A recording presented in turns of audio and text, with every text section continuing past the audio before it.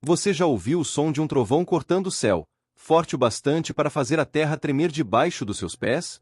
E se eu te dissesse que para os povos indígenas brasileiros, esse som não é apenas um fenômeno da natureza, mas a voz de uma divindade ancestral chamada Tupã?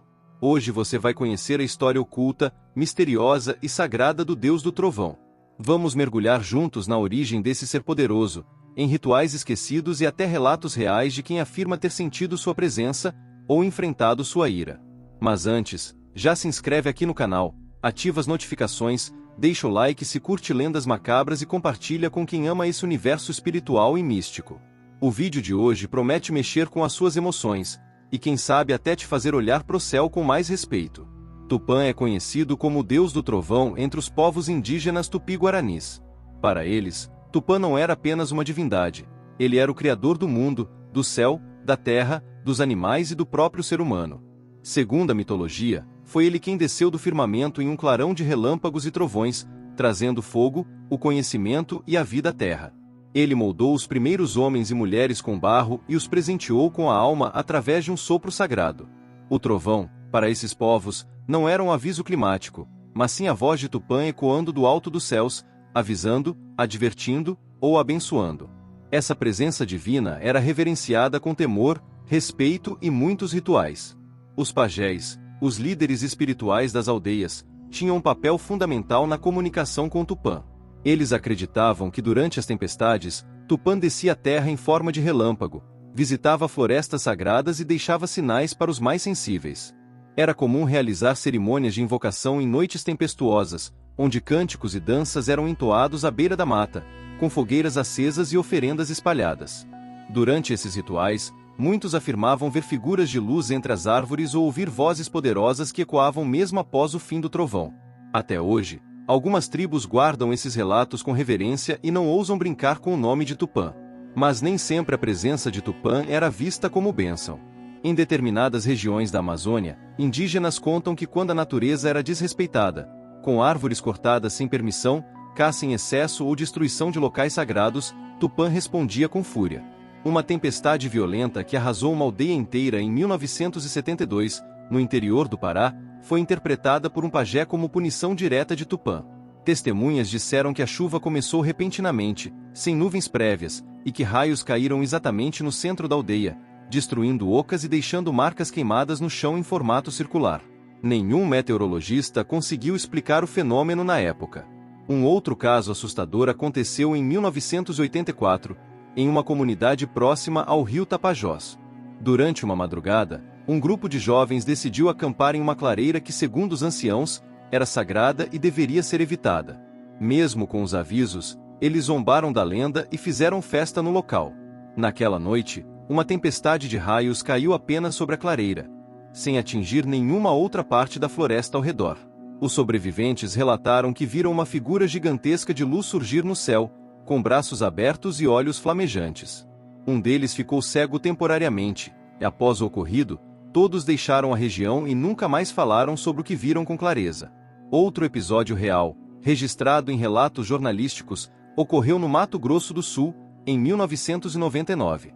Uma equipe de pesquisadores que estudava o comportamento de relâmpagos na mata fechada reportou dados incomuns. Sensores captavam impulsos elétricos antes mesmo da formação de nuvens. Ao revisarem vídeos captados por câmeras térmicas, encontraram uma silhueta luminosa que lembrava uma figura antropomórfica com uma espécie de cajado ou lança. Coincidência ou não, os equipamentos pararam de funcionar logo após essa gravação. Quando mostraram as imagens a líderes guaranis da região, eles afirmaram sem hesitar: foi Tupã, ele não gosta de ser espionado. A força simbólica de Tupã também se estende à filosofia indígena. Para os povos tupis, viver em harmonia com a natureza era viver sob a proteção de Tupã. Ele era a representação da justiça cósmica, o equilíbrio entre o céu e a terra, o som e o silêncio, o poder e o respeito. Um ancião do povo Caiová declarou certa vez que, quando o trovão ressoa, ele não grita, ele conversa. Esse ensinamento carrega uma sabedoria profunda. Quando a natureza se manifesta, não é apenas barulho, é uma resposta.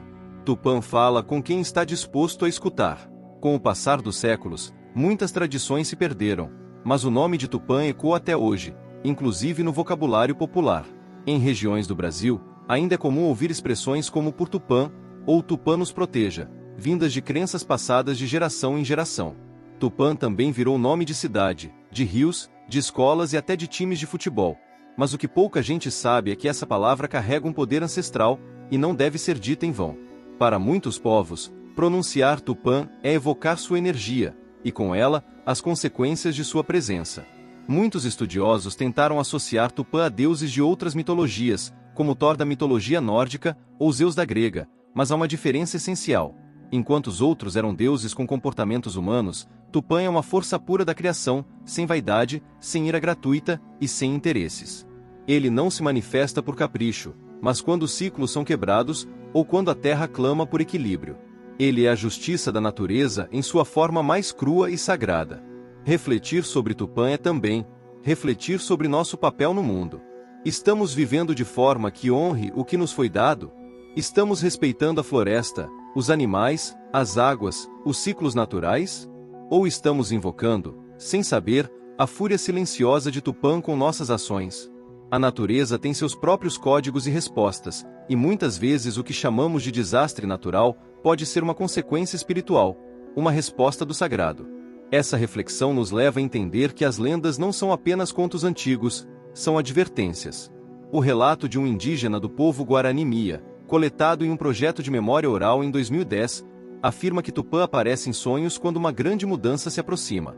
Ele contou que na véspera de uma enchente histórica em sua região, sonhou com um ser feito de luz, com olhos como relâmpagos e uma voz que dizia: "Tudo que foi plantado com desrespeito, será colhido em dor." No dia seguinte, o rio transbordou, levando casas, plantações e lembranças. Esse relato, por mais simbólico que pareça, carrega uma verdade profunda. A natureza avisa, sempre. Só não escuta quem se fechou para o sagrado. Outro ponto fascinante da lenda é a associação de Tupã ao fogo. Disse que o primeiro raio que caiu na terra trouxe consigo fogo que aqueceu os humanos, ensinou a cozinhar, a proteger-se e a forjar ferramentas. Ou seja, Tupã é também o pai da civilização. Mas o fogo que aquece é o mesmo que consome. Uma lição clara sobre equilíbrio. O que é poder pode se tornar punição, dependendo de como usamos. Os indígenas guardam esse ensinamento com zelo, por isso o fogo é tratado como entidade viva em rituais. Alimentado, respeitado e nunca abandonado. Entre os rituais mais antigos dedicados a Tupã, destaca-se a dança da trovoada, realizada por algumas aldeias antes da chegada da estação chuvosa. Com cânticos em tupi antigo e instrumentos feitos de bambu e sementes, eles imitavam o som da tempestade para pedir proteção e agradecer as chuvas que irrigam as plantações.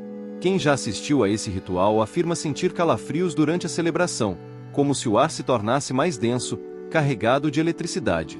Curiosamente, há registros de tempestade se formando logo após esses rituais, mesmo em épocas de sol prolongado.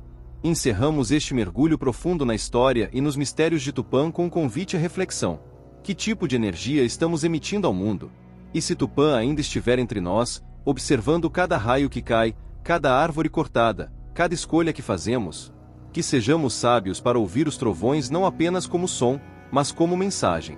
E agora, me conta nos comentários, você já presenciou algo sobrenatural durante uma tempestade? Já sentiu aquela sensação de que alguém ou algo muito maior estava ali? Quero muito saber a sua experiência. E claro, se você curtiu esse vídeo, deixa o like, se inscreve no canal e compartilha com alguém que ama espiritualidade, mistério e lendas brasileiras. Até o próximo vídeo, e lembre-se, respeite o som do trovão. Ele pode estar dizendo mais do que você imagina.